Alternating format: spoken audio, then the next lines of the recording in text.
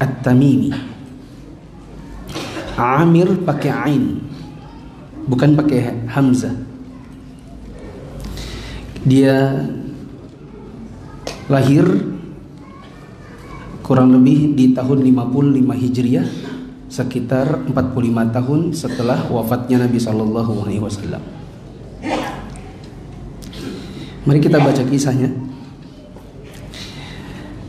Kita sekarang berada di tahun 14 Hijriah. Afwan, 55 Hijriah itu wafatnya berarti.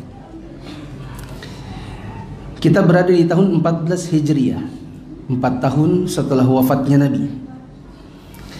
Itulah mereka para pemandu dan arsitek umat dari kalangan pemuka, para sahabat dan pembesar tabi'in sedang membuat peta kota Basrah atas perintah Khalifah kaum muslimin Umar bin Khattab.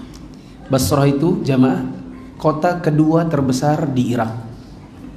Kota yang paling besar adalah Baghdad. Ditaklukkan lalu kemudian dijadikan pusat peradaban. Mereka telah bertekad untuk menjadikan kota Basrah ini sebagai markas pasukan kaum muslimin yang berperang di negeri Persia, sebagai pusat dakwah kepada Allah Ta'ala dan sebagai menara untuk meninggikan kalimat Allah di muka bumi. Dan itulah sekelompok kaum muslimin sedang berdatangan menuju kota yang belia ini karena baru ditaklukkan dari berbagai penjuru jazirah Arab, Najd, Hijaz dan Yaman. Mereka akan berada di perbatasan negeri kaum muslimin. Di antara rombongan muhajirin dari Najd menuju kota ini terdapat seorang anak muda yang berasal dari Bani Tamim, namanya Amir bin Abdullah At-Tamimi Al-Anbari. Ketika itu Amir bin Abdullah masih di permulaan masa mudanya, berkulis halus, sedang matang-matangnya, wajahnya ceria, jiwanya bersih dan bertakwa hatinya. Sekalipun ketika itu kota Basrah masih belia, namun dia adalah negeri kaum muslimin yang paling kaya dan paling banyak harta, karena melimpahnya harta rampasan perang yang ada di sana dan tersimpan emas murni di dalam tanahnya. Akan tetapi sang anak muda dari Bani Tamim ini, Amir, tidak terlalu tertarik dengan urusan itu semua. Amir adalah orang yang zuhud dan tidak mengharapkan apa yang dimiliki orang-orang, dan hanya banyak berharap dengan apa yang ada di sisi Allah. Dia berpaling dari dunia dan perhiasannya seraya menyongsong Allah dan keridhaannya. Pelajaran pertama, muda-muda tapi pikirannya pikiran akhirat. Muda tapi pikirannya pikiran akhirat. Sampai-sampai urusan harta itu tidak menjadi perhatian bagi Amir. Nanti kita akan lihat bagaimana kisahnya Amir tentang harta rampasan perang yang banyak tapi dia nggak tertarik sama sekali. Tokoh utama dan terkemuka di Basrah pada waktu itu adalah sahabat agung, yaitu Abu Musa Al-Ash'ari. Mudah-mudahan Allah meridhai dan menjunjukkan wajahnya di surga. Dia menjabat gubernur kota yang sedang berkembang ini. Berarti Abu Musa adalah gubernur Basrah waktu khalifahnya siapa? Umar bin Khattab. Dia menjabat gubernur kota yang sedang berkembang ini. Dia juga menjadi komandan pasukan kaum muslimin yang bergerak dari sana menuju ke berbagai arah. Dia adalah imam penduduk Basrah, guru dan penyuluh mereka menuju Allah Ta'ala. Amir bin Abdullah berguru kepada Abu Musa Al-Ash'ari. Itulah kenapa Amir bin Abdullah levelnya apa? Tabi'in. Tolong yang di belakang sana keluar sebentar, lalu bilangi anak-anak itu suara mereka itu mengganggu sekali. Tidak usah dimarahi ya.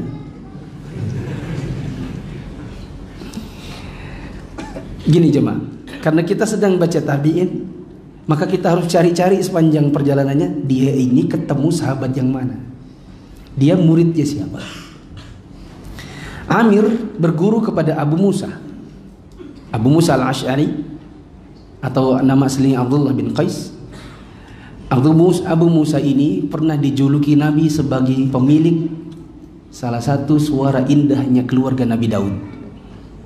Karena Abu Musa itu kalau ngaji suaranya bagus, sampai Nabi pernah menangis ketika mendengar bacanya Abu Musa. dijuluki ketika Nabi SAW mengatakan, wahai Abu Musa, sesungguhnya engkau termasuk yang diberikan oleh Allah anugerah berupa salah satu dari suara indahnya keluarga Nabi Daud.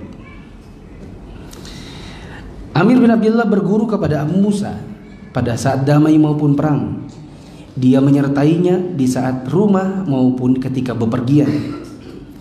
Amir belajar kitabullah kepada Abu Musa sebagaimana ketika diturunkan dalam keadaan murni ke dalam hati Nabi Muhammad SAW. Amir juga meriwayatkan hadis Rasulullah SAW dari Abu Musa secara sahih dan bersambung. Di samping itu, dia juga belajar fikih kepadanya. Setelah merasa cukup matang ilmunya, dia membagi hidupnya menjadi 3. Ada bagian untuk halaqah zikir. Maksudnya halaqah zikir adalah majelis ilmu untuk mengajar Al-Quran di Masjid Basrah. Pelajaran yang kita dapat di sini, muda-muda tapi jadi dai. Dai itu jangan nunggu tua. Muda-muda umur 20-an sudah bisa jadi dai di zaman dahulu. Sebagian lagi digunakan untuk menyendiri dalam beribadah dengan memperbanyak berdiri menghadap Allah hingga membuat kedua kakinya bengkak. Dan sebagian lagi digunakan di medan jihad dengan menghunus pedang dan berperang di jalan Allah. Sepanjang hidupnya, Amir tidak pernah meninggalkan sedikit pun dari 3 hal tadi. Karenanya dia dijuluki sebagai ahli ibadahnya Basrah. Mari kita simak kata orang tentang Amir. Ada seorang penduduk Basrah berkata, suatu hari aku bepergian bersama rombongan. Di antara rombongan itu ada Amir bin Abdullah. Ketika malam tiba, kami singgah di hutan. Amir mengamasi barangnya, mengikat kudanya di pohon, melonggarkan talinya, mengumpulkan rumput untuk makanan kudanya, meletakkannya di depannya. Lalu dia pun masuk hutan dan menghilang dari pandangan orang. Ngapain dia di hutan? Aku berkata dalam hati, aku ikuti dia. Dan aku akan melihat apa sih yang dia bikin di hutan malam-malam begini. Dia terus berjalan ke dalam hutan hingga menemukan gundukan tanah yang dinaungi pohon dan tertutup dari pandangan mata.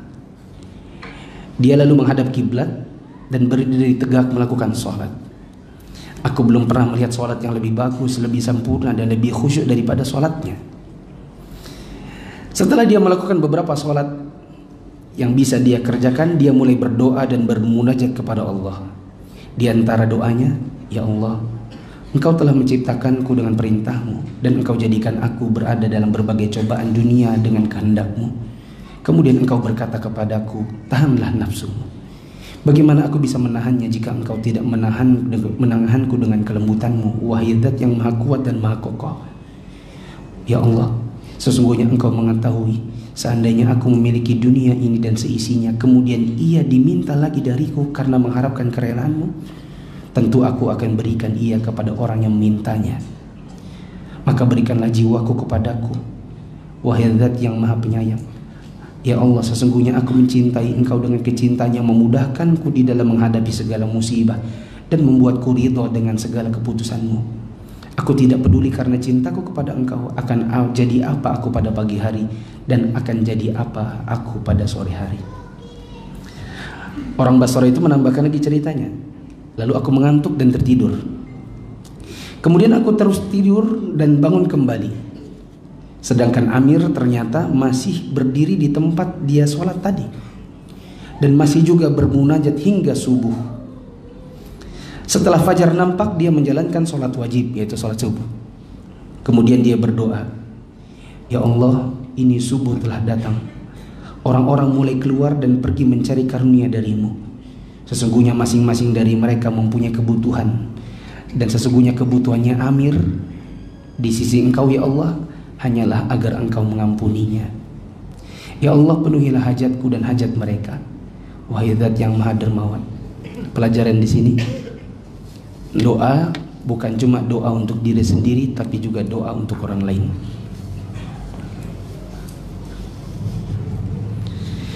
Ya Allah, sesungguhnya aku memohon kepada Engkau 3 hal. Engkau berikan 2 kepadaku, tapi Engkau menahan yang 1. Ya Allah, berikanlah kepadaku yang satu yang Engkau tahan, supaya aku dapat beribadah kepada Engkau sebagaimana yang aku sukai dan aku harapkan. Kemudian dia berdiri dari tempat duduknya, lalu matanya melihatku. Kata siapa? Kata orang Basrah yang lagi cerita ini. Maksudnya dia berdiri dan tiba-tiba kelihatan yang ngikuti dia, yang cerita ini. Dia melihatku, maka dia mengetahui di mana tempatku pada malam itu ketika mengintipnya. Karenanya dia merasa gelisah dan tidak karuan, seraya berkata kepadaku dengan nada sedih, "Aku melihatmu mengawasiku tadi malam, wahai saudaraku yang dari Basrah. Bukankah demikian?" Aku jawab, "Iya." Maka Amir berkata, "Tutuplah apa yang telah engkau lihat dariku. Mudah-mudahan Allah menutupi aibmu." Pelajaran gak bakal ada jamaah kalau zaman sekarang. Ada orang menyendiri dalam ibadah, ketahuan ibadahnya, lalu dia bilang apa? "Tolong jangan bilang siapa-siapa. Semoga Allah menutupi aibmu." Kalau orang di zaman sekarang, kata-kata jangan bilang siapa-siapa itu hanya berlaku pada saat ketahuan aibnya. Ya atau tidak? Kita hanya akan berkata kepada orang, jangan kasih tahu siapa-siapa ya. Jangan kasih tahu siapa-siapa. Gelisah, takut terbongkar aibnya. Tapi orang di zaman dahulu, mereka takut terbongkar ibadahnya. Sampai dia mengatakan, "Kudoakan semoga Allah menutupi aibmu, tapi jangan bilang siapa-siapa apa yang sudah kamu lihat." Lalu aku berkata, kata orang Basrah itu, "Demi Allah, kau punya dua pilihan. Kasih tahu aku apa yang tiga yang kamu mohon kepada Allah, yang dua dikabulkan, satu enggak. Atau akan kuceritakan apa yang aku lihat tentang ibadahmu." Coba, ada orang begitu zaman sekarang ya. Diancam balik. Aku simpan rahasiamu bahwa kau sholat dengan syarat kamu beritahukan kamu berdoa apa. Kalau orang zaman sekarang, aku tutupi aibmu dengan syarat uang. Itu tidak? Makanya saya sering bilang, orang-orang di zaman tabi'in, di zaman salaf, itu banyak hal-hal ajaib yang gak akan kita dapati lagi di zaman sekarang. Lalu aku berkata, "Demi Allah, ada dua pilihan. Kau kasih tahu aku tiga hal yang kau mohon kepada Allah, atau akan kuberitakan kepada orang-orang apa yang aku lihat dari engkau." Maka dia berkata, "Aduh, jangan kamu lakukan itu." Aku berkata, "Ya sudah, keputusanku sesuai yang aku katakan tadi." Ketika dia menyadari kengototanku, maka dia berkata, "Ya sudah, aku akan beritahu kepada engkau. Tapi kamu harus janji dengan nama Allah bahwa kamu tidak akan beritahukan kepada siapapun isi doaku." Maka aku berkata, "Oke, aku janji. Aku tidak akan beritahukan rahasiamu kepada siapapun selama kamu hidup." Maksudnya nanti kalau kau sudah mati, jangan harap saya simpan-simpan lagi. Gitu. Di sini ada pelajaran jemaah. Pelajarannya apa? Orang itu di zaman dahulu takut kalau memuji orang di hadapan orangnya, atau memuji seseorang dan seseorangnya masih hadir, masih hidup. Karena khawatir kalau pujian ini akhirnya sampai di telinga, nanti orangnya jadi apa? Jadi ria, jadi tinggi hati, jadi sombong. Sehingga para ulama kita mengatakan, sebaiknya ketika memuji orang itu ketika orangnya tidak ada, kecuali jika ada kebutuhannya. Hanya jika ada kebutuhan untuk memuji orang di depannya, barulah kau puji depannya. Ada syarat satu lagi, kau baru boleh puji orang itu di hadapannya jika kamu tidak khawatir dia akan menjadi senang dan gembira atau jadi riak dan sombong dengan pujianmu itu. Lalu dia berkata, tidak ada yang lebih ini ceritanya siapa? Amir ya. Amir pun akhirnya memberitahu rahasianya, rahasia doanya.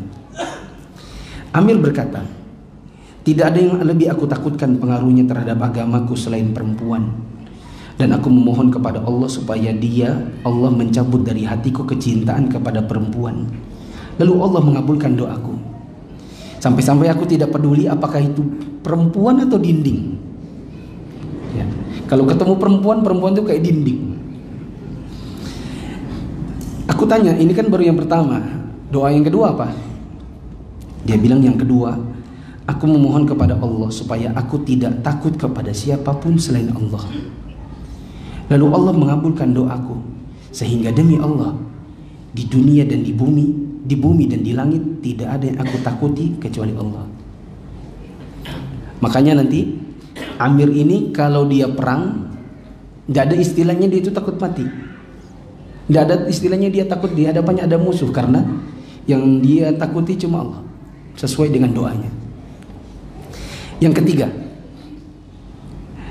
dia berkata, aku memohon kepada Allah supaya dia menghilangkan tidur dariku, tidak ngantuk-ngantuk, supaya aku dapat beribadah pada malam hari dan di siang hari sekendak hatiku.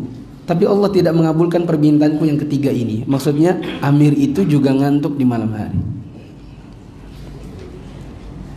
Paham ya jemaah?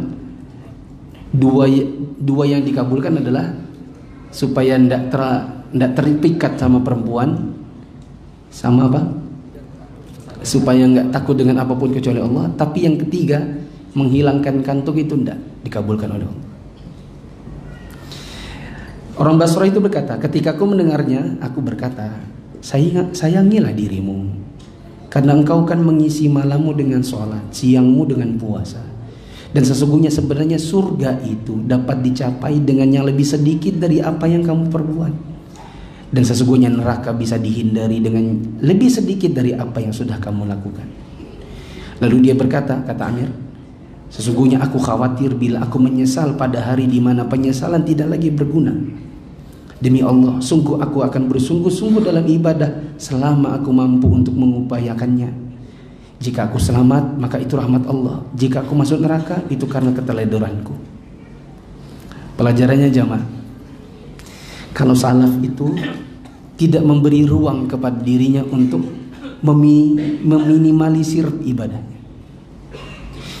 Ada ungkapan para ulama, kalau kita itu mulai membatasi diri dari ibadah, nanti dia akan minta yang lebih lagi dari itu.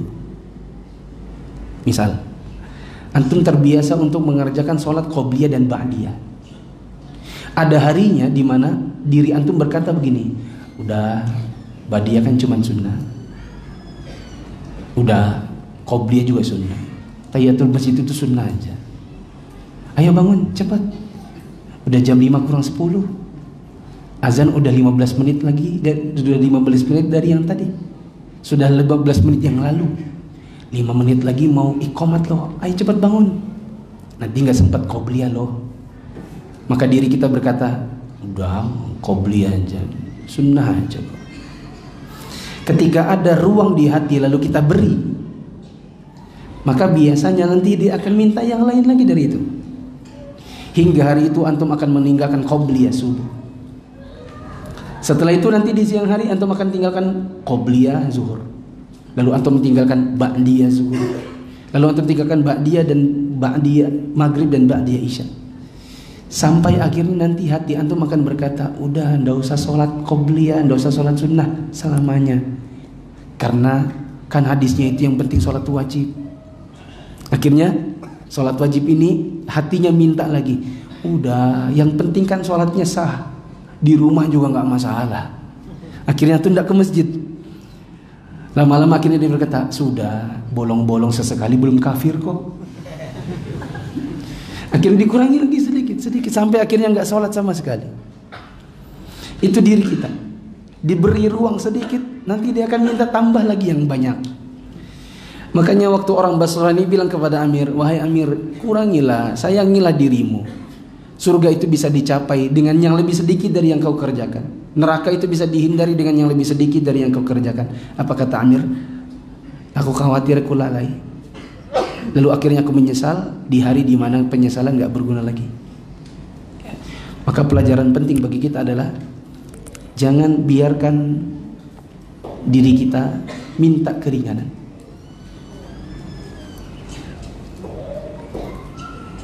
Jangan biarkan diri kita minta keringanan.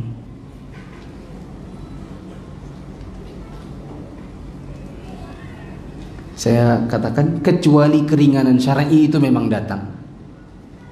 Kecuali keringanan syar'i itu memang datang. Contoh jemaah, waktu kita safar kan kita diberi keringanan dalam sholat. Apa keringanannya? Qasar. Berapa rakaat jadi berapa? 4 jadi 2. Itu memang keringanan syar'i. Manakala dia datang, ambil. Di bulan Ramadan kita safar. Nah, dan safar di bulan Ramadan memperbolehkan seseorang untuk tidak berpuasa di hari itu.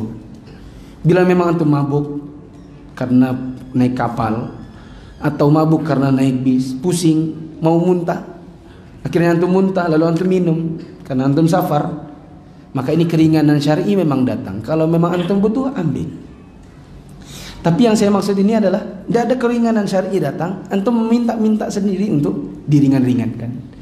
Udah, tidak usahlah. Udah, tidak usahlah. Gak apa-apa itu nggak dikerjakan. Nah, kan cuma sunnah aja. Nanti lama-lama kita akan minta yang jauh lebih banyak dari itu. Amir bin Abdullah itu tidak hanya bak seorang rahib pada malam harinya, tapi dia kayak pendekar di siang hari. Begitu panggilan jihad di jalan Allah dikumandangkan, maka dia menjadi orang terdepan. Jika dia bergerak dalam suatu peperangan bersama para mujahidin, dia akan selidiki orang-orang yang jadi teman yang cocok. Kalau dia menemukan teman yang cocok buat jihad, dan kita itu kalau berteman kan ada chemistry-nya kan. Kan kita tidak semua orang bisa akrab. Ada yang ketemu ini chemistry-nya enak nih. Nah, Amir bin Abdullah kalau lagi jihad cari yang chemistry-nya dapat. Kalau sudah cocok maka dia kasih syarat. Apa dia bilang? Jika dia telah menemukan teman yang cocok, dia berkata, "Hai orang-orang, sesungguhnya aku menemani kalian semua tapi pakai syarat." Apa syaratnya?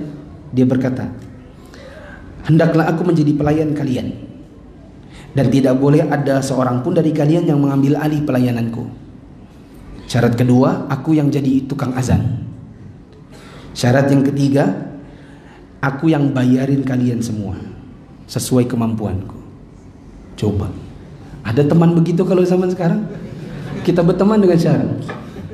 Syarat yang pertama, aku pelayanmu. Kedua, aku yang tukang azan. Yang ketiga, aku yang bayar. Yang ada, kalau kita lagi makan bareng sama teman, dompet kita paling lama keluar. Menunggu orang lain bayar dulu, baru sudah dibayar kah? Baru dompetnya, oh sudah dibayar kah? Oh, padahal mau juga kita lah dapat pahala.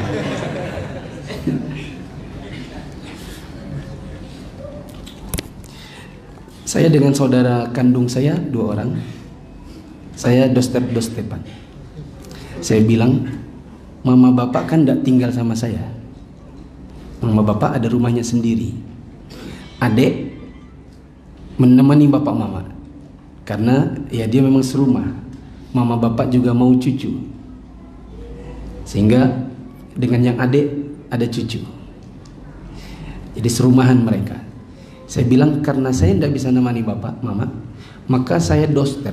Setiap kita jalan, maka saya yang bayar dan tidak boleh ada dari kalian berdua yang ambil dostepan saya ini. Gitu. Ini dostep. Saya sudah cop. Ya. Saya sudah cop, tidak boleh ada yang ke kasir kecuali saya. Ya. Nanti bagaimana? Sebagian orang dengan saudaranya, dia bertanya, "Kamu sudah bayar apa buat mama bapak?" "Aku 500.000 sehari sebulan." "Kamu sudah kasih apa?" "Masa aku terus yang bayarin?" "Coba kasih juga mama bapak pulsa." "Aku terus yang bayarin." Pertanyaan saya, ngapain dihitung? Dan antum itu punya harta memang untuk dikeluarkan, untuk cari pahala dengannya. Kenapa kau harus berhitung? Ya. Coba lihat Amir dengan temannya.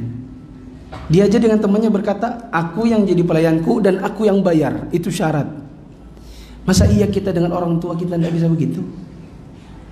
Ya, lalu kita dengan saudara bisa iri-irian. Malah bilang kamu pelit betul sama orang tua, kamu tidak pernah ngasih apa-apa. Bahkan kalau kita belum bilang, kamu udah ngasih apa-apa, aku semua. Kalau perlu begitu. Untuk pahala itu harus rakus, bukan iri-irian. Sungguh Amir termasuk mujahid yang banyak berperan di saat-saat genting dan dibutuhkan. Dia paling depan kalau dibutuhkan. Tapi kalau untuk harta rampasan perang, dia menghindar. Dia berani memasuki peperangan tanpa ada rasa takut sama sekali. Kenapa? Doanya yang kedua. Tapi dia sangat menjaga dirinya dari ghanimah. Apa ghanimah? Harta rampasan perang. Setelah perang Al-Qadisiyah di daerah Irak yang dimenangkan kaum muslimin atas Persia, Sa'ad bin Abi Waqqas, salah satu dari 10 sahabat yang dijamin masuk surga dari kalangan sahabat, dan dia juga panglima perang di dalam perang Al-Qadisiyah, turun ke istana Kisra dan memerintahkan Amr bin Muqarrin supaya mengumpulkan ghanimah dan menghitungnya. Untuk kemudian 1/5-nya dikirim kepada Baitul Mal kaum muslimin, sedangkan selebihnya dibagikan kepada para mujahidin. Terkumpullah di hadapannya harta, perhiasan, permata yang jumlahnya tidak bisa lagi terhitung banyaknya.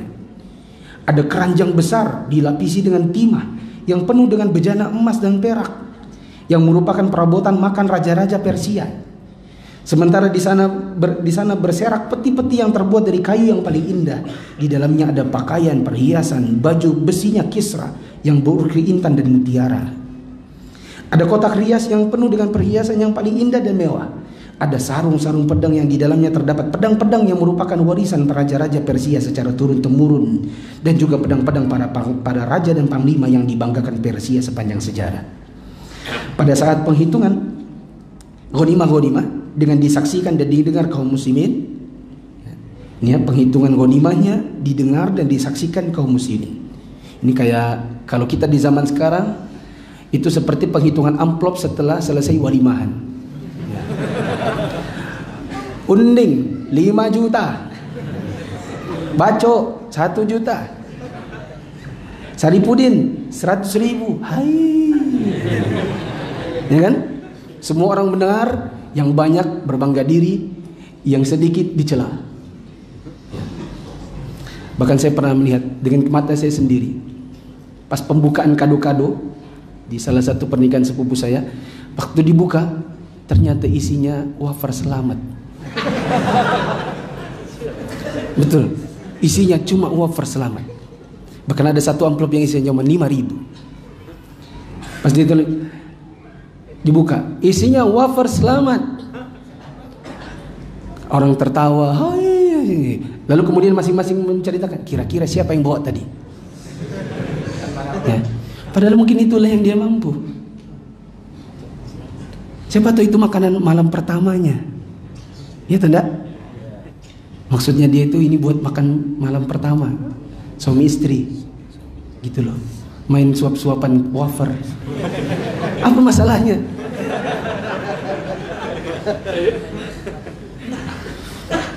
Saat penghitungan dan didengar kaum muslimin, tiba-tiba ada seorang yang kumal dan lusuh datang menghadap mereka membawa wadah perhiasan yang besar dan berat. Dia angkat dengan kedua tangannya. Lalu mereka mencermatinya. Ternyata benda itu adalah kotak yang mata mereka belum pernah melihatnya sama sekali. Dan dari sekian banyak yang telah mereka kumpulkan, belum mereka temukan yang sebanding dengan apa yang dibawa oleh pemuda lusuh ini. Lalu mereka melihat isinya. Ternyata isinya penuh dengan intan dan mutiara. Maka mereka berkata, dari mana kamu dapat ini? Dia mengatakan, aku dapat di peperangan. Mereka menuduh, kamu ambil berapa sudah?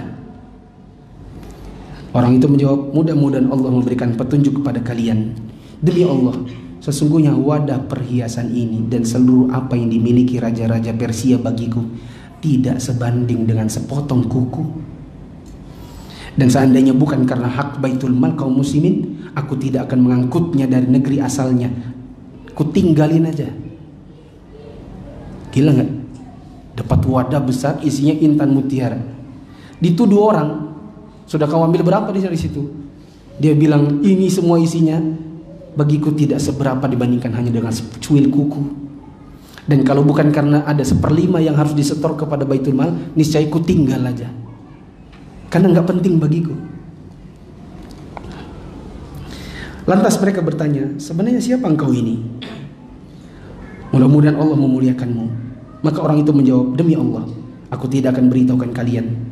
Kalau aku beritahu nanti kalian memujiku. Dan aku tidak akan beritahu kepada selain kalian. Nanti mereka menyanjungku. Tapi aku memuji Allah dan hanya mengharapkan pahalanya. Maka orang itu pergi meninggalkan mereka. Lalu mereka menyuruh salah seorang dari mereka supaya membuntutinya dan menyampaikan informasi tentangnya. Orang itu terus berjalan di belakangnya, sedangkan dia tidak menyadarinya. Hingga dia menjumpai para sahabatnya. Dan ketika dia bertanya kepada mereka tentangnya, maka orang-orang berkata, kamu gak kenal? Dialah ahli zuhudnya kota Basrah, Amir bin Abdullah At-Tamimi. Ya, inilah di cerita di awal tadi, Amir bin Abdullah itu tidak penting sama harta. Oh iya, pelajaran penting adalah jangan asal nuduh. Tadi kan ada orang apa? Bilang kamu ambil berapa sudah? Gitu kan? Pelajaran penting yang lain, kalau dituduh maka jangan emosi dulu. Ya kita jengkel, kita dituduh, ya kan? Dituduh kamu ambil berapa? Biasanya orang langsung ngamuk kan? Kamu jangan langsung nuduh ya, langsung naik pitam dia. Ya. Tapi Amir bin Abdullah dituduh begitu, maka dia bilang mudah-mudahan Allah memberikan petunjuk kepada kalian. Lalu dia jelaskan dengan santai, sesungguhnya tidak ada harganya bagiku harta-hartanya. Pelajaran yang lain, ditanya kamu siapa, dia bilang tidak ku kasih tahu. Nanti kalau ku kasih tahu kalian menyanjungku, dan tidak akan ku kasih tahu kepada orang yang selainku. Nanti orang-orang itu juga akan menyanjungku. Kehidupan Amir bin Abdullah tidak luput dari hal-hal yang tidak mengenakan dan keusilan dari orang lain. Dia mengalami apa yang selalu dialami orang-orang yang berani berkata benar, menyingkap kemungkaran dan berupaya menghilangkannya. Apa kira-kira? Apa yang dialami oleh orang yang dia mengalami apa yang selalu dialami oleh siapa? Oleh siapapun yang berani berkata benar, menyingkap kemungkaran dan berupaya menghilangkan kemungkaran. Kira-kira apa yang dialami? Cacian, makian dan tuduhan. Ya, kita kalau jadi dai tidak akan luput dari cacian dan makian serta tuduhan. Ya. Hari ini saya dapat lagi cerita dari seorang ikhwan, mungkin ikhwannya ada di sini, yang cerita ini sudah terkumpul sejak 11 tahun yang lalu. Ada seorang di Balikpapan ini yang setiap bertemu dengan orang baru dan mengatakan tentang saya, maka dia selalu memfitnah saya. Di antara fitnahnya dia adalah muflih itu adalah tukang jiplak buku orang. Padahal saya sudah rilis 3 buku dan tidak ada satupun yang hanya nama saya di situ. Nama syekh yang pasti paling atas, sedangkan nama saya hanya selalu ditulis penerjemah. Apakah itu nama yang jiplak? Tapi jamaah yang dirahmati Allah, saya sadari bahwa nggak akan pernah luput. Kalau ndak mau dituduh, ndak mau difitnah, ndak jadi dai. Jadi dai pasti ada konsekuensi seperti itu. Dan sebab langsung atas gangguan tersebut adalah bahwa dia melihat seorang laki-laki dari kesatuan polisi Basrah sedang memenggal leher dari seorang ahli dhimmah dan menyeretnya. Ahli dhimmah itu meminta tolong kepada orang-orang. Dia bilang, tolong aku, mudah-mudahan Allah menolong kalian. Tolonglah orang yang terikat dengan perjanjian damai dengan Nabi kalian, wahai kaum muslimin. Amir kemudian menghampirinya dan berkata kepadanya, apakah kau membayar upeti? Jizyah? Orang itu mengatakan, iya, aku sudah bayar upeti. Amir mengarahkan pandangannya kepada orang yang memegangnya, yang polisi Basrah tadi. Apa yang kamu inginkan darinya?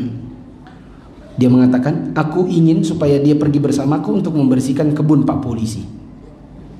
Padahal ini orang ahli dhimmah. Dia adalah orang kafir, tapi sudah terikat perjanjian dengan kaum muslimin sehingga nggak boleh diganggu. Ya. Tapi orang yang nangkep dia bilang, aku mau dia membersihkan kebun polisi. Maka Amir berkata kepada ahli dhimah itu, apa kamu mau melakukan pekerjaan ini?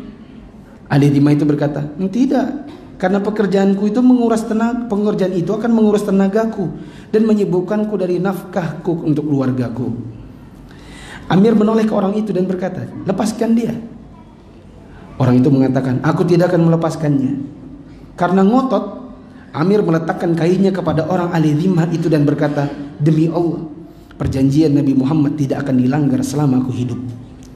Kemudian orang-orang berkumpul dan menolong Amir atas orang itu, dan mereka melepaskan orang ahli dhimah itu dengan paksa. Maka akhirnya pembantu polisi itu menuduh Amir dituduh tidak taat dan dituduh keluar dari ahlu sunnah wal jamaah. Mereka juga mengatakan sesungguhnya Amir itu orangnya tidak mau nikah, karena dia punya doa yang pertama kan, itu orang tidak mau nikah, nggak makan daging binatang dan susunya, sombong, tidak mau mendatangi majelisnya para penguasa. Mereka melaporkan urusannya kepada Amir Mukminin Utsman bin Affan. Berarti di zaman itu Umar sudah wafat karena sudah ganti khalifah. Khalifah menyuruh gubernur yang ada di Basrah supaya memanggil Amir, menanyainya perihal kebenaran yang dituduhkan kepadanya. Gubernur Basrah memanggil Amir, bertanya, sesungguhnya Amir Mukminin, mudah-mudahan Allah memanjangkan umurnya, menyuruhku supaya menanyakan kepadamu tentang berita yang dinisbatkan kepadamu. Emangnya kenapa? Gubernur tanya, kenapa kamu meninggalkan sunnah Nabi dan tidak mau menikah? Soalnya berdoa nggak suka perempuan.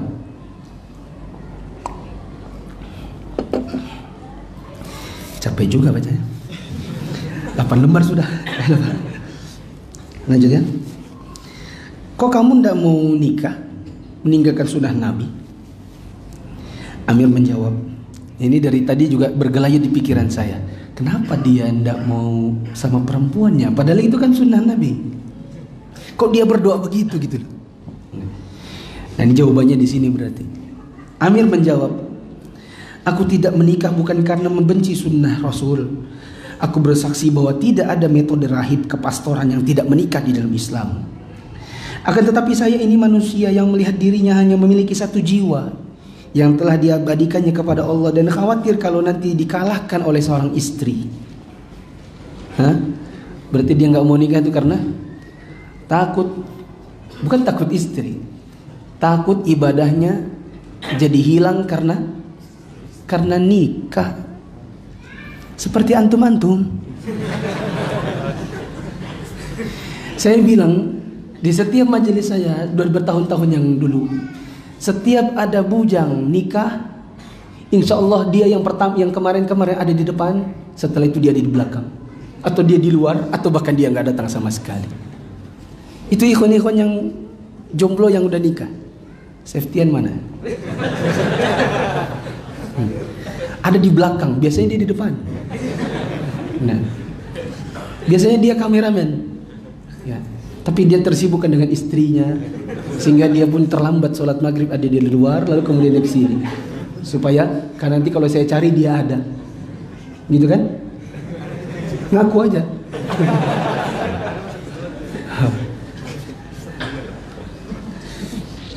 Banyaklah, ya, kalau sebut nama satu-satu, dulu ada siapa di depan. Ya. Setelah nikah hilang dia, minimal hilang di hari pertama. Alasannya Ustaz, capek 5 jam berdiri duduk, salaman sama tamu. Ya. Tapi ada juga yang tidak seperti itu. Malam pertamanya langsung sama istrinya ikut kajian. Ya. Habis kajian langsung jalan-jalan. Gubernur tanya, kenapa kamu gak makan daging? Dia bilang, aku makan kalau berselera, tapi kalau gak selera, gak aku makan. Kamu kenapa gak makan keju? Amir mengatakan, sesungguhnya aku adalah orang yang tinggal di lokasi di mana banyak orang-orang Majusi membuat keju, sedangkan mereka itu adalah kaum yang tidak bisa membedakan mana bangkai mana sembelihan. Dan sesungguhnya aku khawatir kalau adonan keju itu asalnya dari kambing yang tidak disembelih. Adapun jika ada 2 orang saksi dari kaum muslimin menyaksikan bahwa itu adonan dari kambing yang disembelih, maka ku makan keju. Ya. Sebenarnya ini ranah pribadi, ya kan? Tapi begitulah, karena orangnya baik, suka mengatakan yang benar, maka orang tuduh dia sampai dalam ranah-ranah pribadi. Ya. Seandainya saya menjiplak buku, itu urusan saya. Yang saya zolimi adalah penulisnya. Dosa saya yang tahu Allah. Untuk yang pribadi nggak usah diurus sebenarnya. Tapi begitulah, kalau kita menjadi dai, nanti ranah-ranah pribadi pun akan jadi konsumsi orang. Ini kan keju, nikah, makan daging, semua urusan pribadi sebenarnya. Gubernur berkata, mengapa kamu tidak mau datang kepada para pejabat dan menghadiri majelis mereka? Amir berkata, sesungguhnya di pintu-pintu kalian itu banyak orang yang mengharap santunan. Maka undanglah mereka dan penuhi kebutuhan mereka di sisi kalian. Dan biarkanlah orang yang tidak mengharapkan santunan dari kalian. Maksudnya, saya nggak hadir ke majelis-majelis para pejabat karena yang lebih dipantas untuk diundang itu yang miskin-miskin. Adapun saya, dia bukan bilang dia kaya, tapi memang dia itu orang yang nggak gila harta masalahnya. Ya, kita sudah saksikan beberapa kali dia tadi diceritakan tentang sikap dia terhadap harta. Perkataan Amir bin Abdillah dilaporkan kepada Utsman bin Affan. Dia tidak mendapatkan adanya bentuk ketidakloyalan ataupun indikasi dia keluar dari Ahlussunnah. Namun hal itu belum juga memadamkan api keburukan. Masih saja ada isu miring tentang Amir. Hingga hampir saja terjadi fitnah antara pendukung-pendukungnya dan para musuh-musuh yang tidak menyukainya. Maka Utsman akhirnya memerintahkan agar dia dipindahkan ke negeri Syam dan menjadikan dia Syam sebagai tempat tinggalnya. Beliau berwasiat kepada gubernur Syam Muawiyah bin Abi Sufyan supaya menyambutnya dengan baik dan tetap menjaga kehormatannya. Pada hari di mana Amir bin Abdullah akan meninggalkan Basrah, keluarlah orang-orang yang banyak dari kalangan saudaranya dan murid-muridnya untuk melepasnya. Sedih gak ini jemaah? Ya. Karena perintah ulil amri, kau pindahlah. Disuruh pindah ke negeri yang lain. Waktu dia akan meninggalkan kotanya, maka kalangan saudaranya dan muridnya pun keluar untuk melepasnya. Mereka mengiringnya hingga sampai di Mirbad.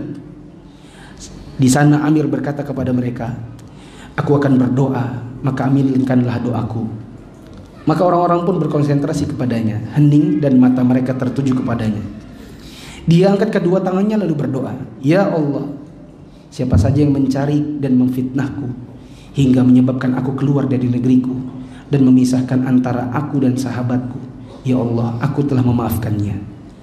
Maka maafkanlah mereka dan berilah mereka kesehatan di dalam agama dan dunianya, dan liputilah saya, dia dan kaum muslimin lainnya dengan rahmatmu, ampunanmu dan kebaikanmu, wahai Zat yang maha pengasih. Pelajaran besar ya. Sulit bagi kita untuk mudah untuk memaafkan orang-orang yang memfitnah, yang membuat kita terzalimi.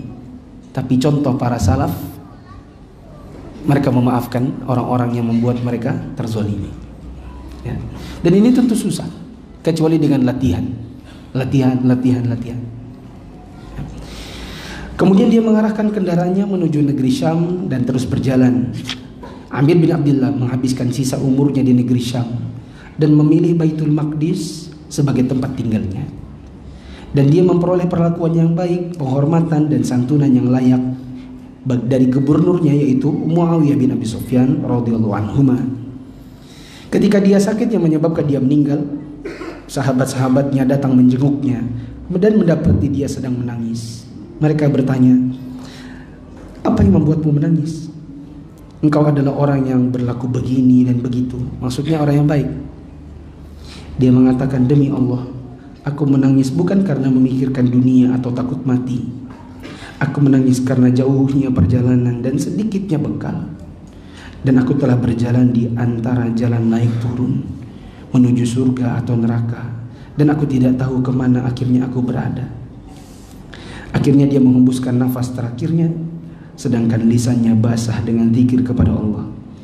Di sana, di kiblat pertama dari 2 kiblat, yaitu di masjid yang suci yang ketiga, di Al-Aqsa, tempat Isra-nya Rasulullah, Amir bin Abdillah rahimahullah bertempat tinggal dan meninggal. Mudah-mudahan Allah menyinari kubur Amir bin Abdillah dan menyejukkan wajahnya di surga dan abadi. Semoga Allah menjadikan kita seperti Amir yang tidak tersibukkan dengan dunia atau gila dengan harta dunia, dan semoga kita seperti beliau yang wafat dalam keadaan husnul khatimah insyaallah ya. Meskipun kita ini seperti dia juga, dia bilang naik turun. Kita ini kan hari-hari naik turun, naik ke surga, kadang turun ke neraka, dan kita semuanya tidak ada yang pernah tahu kira-kira kita berada di mana akhirnya. Tapi kita berdoa kepada Allah, semoga Allah menjadikan kita semua penghuni surga insyaallah. Bukankah alasannya Amir untuk tidak menikah tadi itu sama dengan alasan 3 sahabat Nabi yang pernah menyatakan tidak menikah, tapi Nabi tidak melegalisasinya? Ada 2 hal jemaah. Tidak ada orang di muka bumi ini selain Nabi SAW yang menguasai seluruh ilmu. Tidak ada yang menguasai seluruh ilmu. Pasti ada bagian dari ilmu Nabi yang luput darinya. Makanya di antara para sahabat kadang ada perbedaan pendapat. Kenapa? Kadang dalam satu masalah si fulan tahu, yang ini belum dengar. Kadang dalam masalah yang lain yang ini yang dengar, yang itu yang belum tahu. Nah, kita bisa jadi kalau lihat Amir, kenapa dia tidak mau? Apakah dia nggak pernah mendengar kisah 3 sahabat yang datang kepada istri Nabi? Jawabannya bisa jadi. Mungkin Amir belum pernah mendengar kisah itu. Coba lihat, Amir ngajinya sama siapa tadi? Sahabat Nabi yang jadi guru siapa? Abu Musa. Mungkin kalau dia belajarnya kepada Ali bin Abi Thalib atau Abdullah bin Amr bin As atau Uthman bin Mas'ud, yang 3 orang inilah yang datang kepada istri Nabi, jika dia ngaji dengan salah satunya mungkin dia akan dengar. Karena ini pelaku aslinya 3 orang ini. Seandainya Ali bin Abi Thalib yang jadi gurunya Amir misalnya, mungkin saja dia berkata, Amir, kenapa kamu tidak nikah? Sesungguhnya saya dulu bersama 2 orang, Abdullah bin Amr dan juga Uthman bin Mas'ud, kami datang kepada istri Nabi, lalu kami berikrar, satu maunya sholat tidak tidur, satu puasa tidak buka, dan yang satu bilang nggak mau nikah. Sama Nabi dimarahin ya. Kita nggak tahu. Kedua, amalan seorang tabi'in bukan dalil. Dalil itu Al-Quran, Sunnah, dan perbuatan seorang, Al-Quran, Sunnah, ijma' sahabat, dan perbuatan seorang sahabat yang tidak diingkari oleh sahabat-sahabat yang lain. Sedangkan perbuatan Amir bukan dalil. Ya, maka janganlah antum kemudian menjadi Amir. Setelah ini saya berjanji nggak akan bernikah. Baru nanti malam sholat malam lalu berdoa, ya Allah jadikan perempuan kayak dinding. Jangan, ini zaman fitnah. Kalau bisa antum nikah, jangan diikuti Amir dalam masalah yang ini. Amir bukan dalil. Ya. Setiap orang bisa diambil perkataannya, bisa ditinggalkan, kecuali Nabi SAW.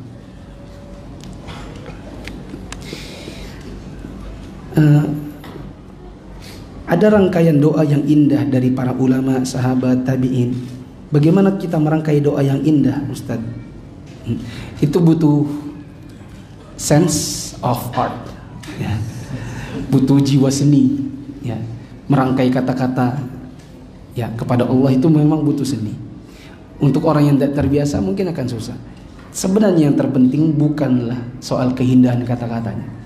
Yang terpenting adalah keinginan kuat dalam mengucapkannya dan supaya Allah mengabulkannya.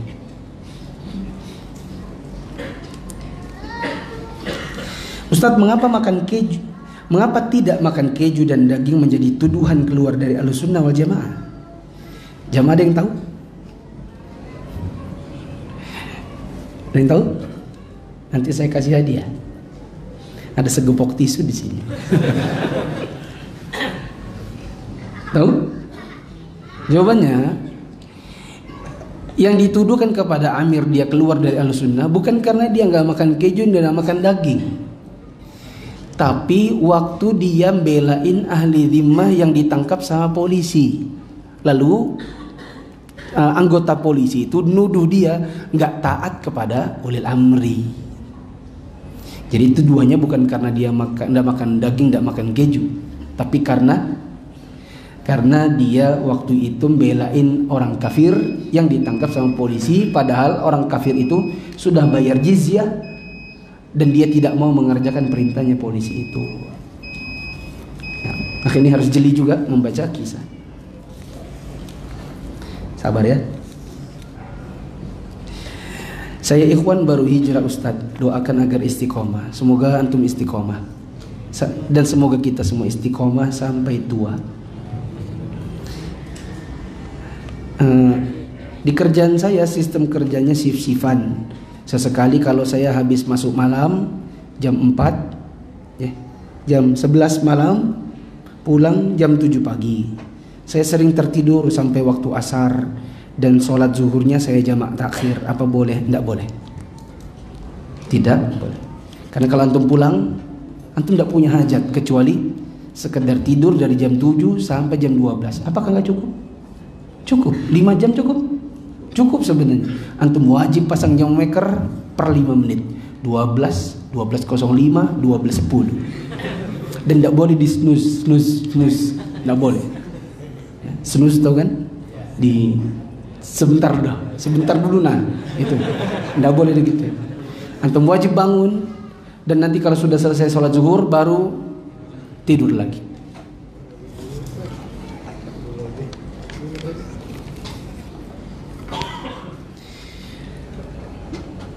Saya seorang pelajar, sebentar lagi mau hadapi ujian. Orang tua saya punya pendapat beda-beda.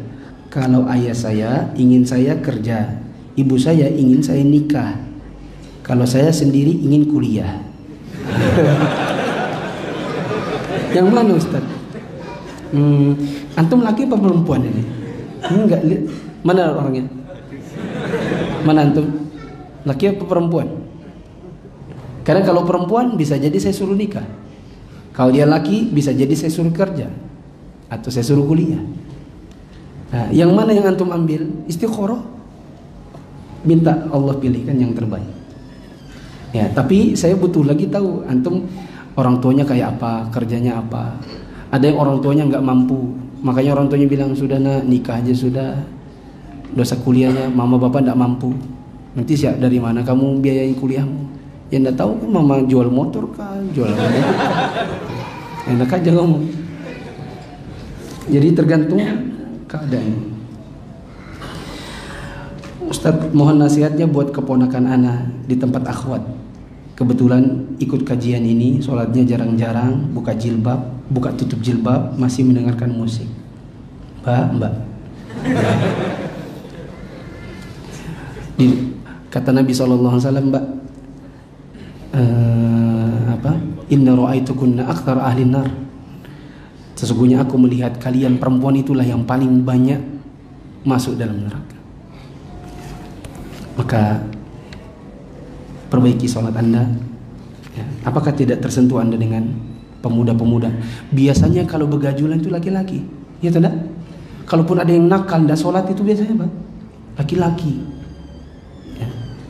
Coba lihat Amir bin Abdullah, laki-laki muda, sebenarnya godaan perempuannya besar, masih muda. Kalau muda itu gampang, mau ngapain, mau berbuat jahat bagus, berbuat jahat bisa, mudah gitu.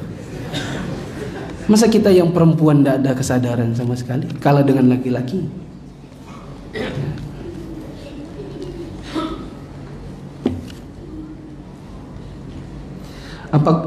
Apakah bekerja di pajak haram? Jadi pegawai pajak, kata Nabi SAW, la yadkhulul jannata sahibu maks, tidak akan masuk surga para pemungut pajak. Nah, jawab sendiri, halal atau haram? Bolehkah seorang ustadz menentukan tarif? Kenapa dia menentukan tarif? Apa yang dia inginkan dari agamanya, dari ceramahnya? Dunia, sehingga harus ditarif. Bahkan kalau perlu dia yang membiayai dakwah, bukan dia makan dari dakwah, apalagi harus bertarif. Apakah Anda jadikan agama ini sebagai tempat Anda mengumpulkan dapur asap?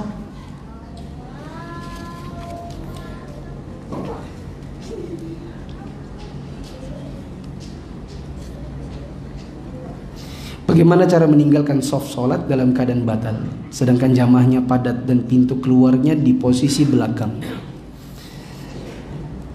Keluar saja ndak apa-apa. Yang ndak boleh dilangkahi itu orang sholat sendiri dan imam. Sedangkan melangkahi atau melintasi jamaahnya atau makmumnya boleh. Sebagaimana perbuatan Ibnu Abbas mengaitkan kendaraan hewannya, lalu kemudian dia lintasi Ibnu Abbas naik keledai, lalu kemudian melintasi softnya para sahabat, dan kata Ibnu Abbas, tak seorang pun yang menghalangiku dengan tangan mereka. Ini menunjukkan bahwa yang tidak boleh kalau jamaah itu boleh dilangkahi, sedangkan imam dan sholat sendiri itu yang tidak boleh dilintasi. Tapi ketika melintasi orang, usahakan untuk melintas dengan yang paling sedikit.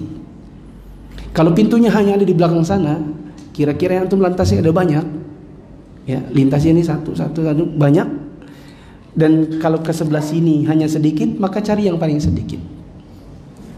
Begitu. Tapi kalau ke samping, khawatirnya nanti ada orang yang tidak mengerti, lalu kemudian dipalangnya tangan antum. Antum dipalangnya. Seperti saya pernah dipalang seorang laki-laki tua di sebuah rumah sakit di Riyadh dulu. Waktu saya mau masuk, dipalangnya. Ya, setelah itu saya lewat belakangnya. Ya, setelah saya masbuk 2 rakaat, saya lihat ada orang mendekati saya, lalu menunggu saya. Saya sudah tidak khusyuk juga, sudah di rakaat 3-4. Saya bilang, ini kayaknya orang yang tadi nih. Setelah saya salam, benar bapak tua itu. Lalu dia marah-marah, kenapa kamu melintasi orang sholat? Haram. Ya, terus saya bilang, ya Syekh, yang tidak boleh adalah melintasi imam dan yang sholat sendiri. Adapun makmum tidak boleh. Kau dapat dari mana itu dalilnya? Perbuatan Ibnu Abbas melakukannya. Saya nggak pernah dengar. Dia langsung diam ketika saya bilang, saya murid Syekh Shalih bin Fauzan. Ya kelas. Ya udah. Karena terlalu lama nanti mau berdebatnya. Gitu. Nah, terakhir,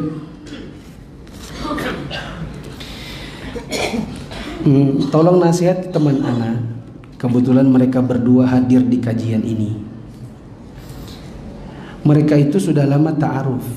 Berarti laki perempuan, ya. Mereka itu sudah lama ta'aruf dan suka chattingan. Kalau pulang kajian suka ketemuan di jalan, tukaran hadiah.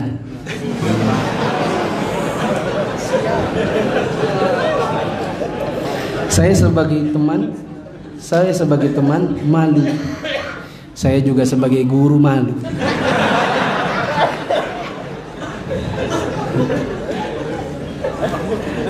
Dan ikut merasa berdosa melihat kelakuan mereka. Kalau saya tidak merasa berdosa karena saya tidak lihat, sedangkan yang berdosa adalah yang tahu lalu diam saja. Beritahu kepada saya siapa mereka. Ya. Kalau antum ingin betul-betul mereka berubah, kasih tahu saya siapa 2 orang ini. Ya. Kalau serius ingin menikahi, kenapa enggak disegerakan? Biar terhindar dari fitnah. Tanya dia, jangan tanya saya. Kenapa kau tidak segera menikah? Malah tukaran hadiah di jalanan. Kalau saya kan tidak bisa bedakan siapa istri siapa gitu, kecuali saya kenal. Ada punyang bujang tukaran hadiah sama akhwat di dekat-dekat parkiran situ, mana saya tahu, kecuali ada yang beritahu. Maka kalau antum beritahu saya, itu bukan riba, ya, tapi itu melaporkan kemungkaran kepada orang yang kira-kira bisa menyelesaikan. Ya, nanti saya panggil ikhwannya, saya nanti bilang, pilih kajian ini atau menikah. Sama aja ya. Menikah dan kajian di sini, atau kau pacaran dan tidak usah di sini. Malu saya jadi guru. Ini pelajaran bagus. Kita mencontoh dari orang salaf terdahulu lalu kita kemudian tidak mengamalkannya. Keluar dari masjid ini baru aja belajar langsung meninggalkan isinya. Ya. Apa tidak malu? Janganlah malu sama guru, janganlah malu sama teman antum. Apa antum tidak malu sama malaikat yang tadi bareng sama antum? Antum tidak malu sama Allah yang lihat antum? Antum baru keluar dari masjid kajian, keluar sana pacaran. Tidak malu kan? Tidak malu sama jenggot antum? Ini penjaga jenggot ini. Ya, setiap kali antum mau bermaksiat ini jenggotnya bilang, "Hei, aku sunnah." menggelantung di bawahmu. Aku juga ikut lihat akhwat itu. Si jilbab dan cadarnya juga berkibar-kibar. Hei, aku lihat ikhwan itu. Tidak malu kau sebagai perempuan, tidak menjaga diri. Ya. Subhanakallahumma wa bihamdika asyhadu an la ilaha illa anta astaghfiruka wa atubu ilaik. Assalamualaikum warahmatullahi wabarakatuh.